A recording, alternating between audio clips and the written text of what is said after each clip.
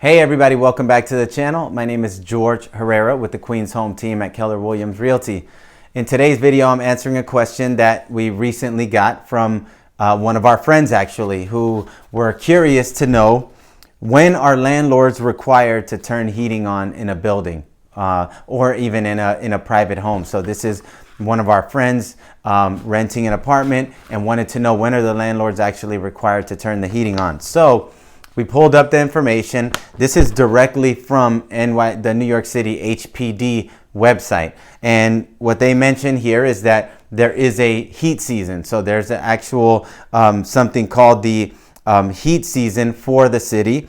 And what it is that from October through May, property owners must meet the temperature requirements to ensure apartments have heat and hot water during the colder months. So that's October 1st through May 31st. So that is the heat season, and that is when, so essentially to answer that question, starting October 1st is when landlords are required to provide adequate heat. They have to meet the minimum temperature requirements that the city sets. So what are those?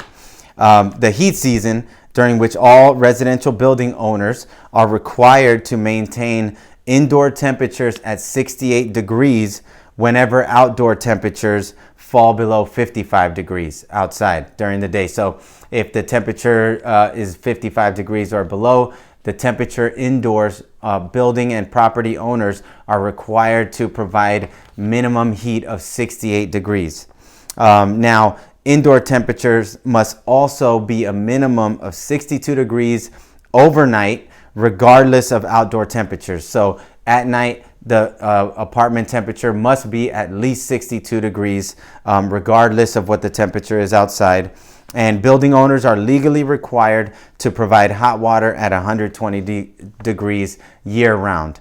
Okay, so that's pretty much the heat season when it takes effect, which is October 1st through May 31st. So October through May.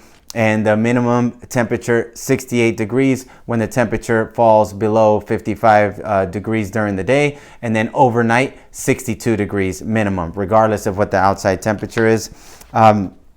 If for some reason you have your apartment which doesn't meet these requirements and you're not getting the adequate heat or hot water, then what a tenant can do is a tenant would have to first notify the building or the property owner or the superintendent or the management company. You have to first notify them about the heat or the hot water. And then if it's not restored, then a tenant can file a formal complaint with 311. So you call 311 and they can actually file a formal complaint with the city. Now, last thing is I found on here some pretty helpful info in terms of using space heaters and some safety precautions. So I thought this might be helpful. So it says here, use of auxiliary heating can be dangerous.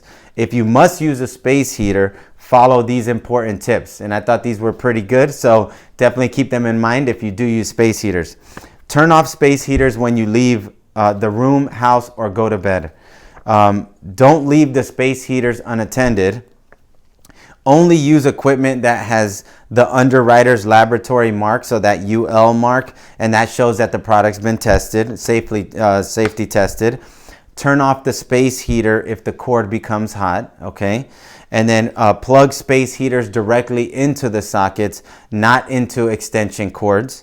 And then place the heater on the floor and not on a countertop or on any furniture. You know, you hear horror stories about fires that go up because of sometimes of these space heaters or auxiliary heating sources like this. So definitely make sure that if you are using any type of auxiliary heating, make sure you follow some of these safety protocols. What I'll do is in the description, I'll put a link to this page talking about the heat season in New York City, and you can just kind of go over these safety features in case you are using a space heater or if one of your tenants, friends, or family members is using a space heater.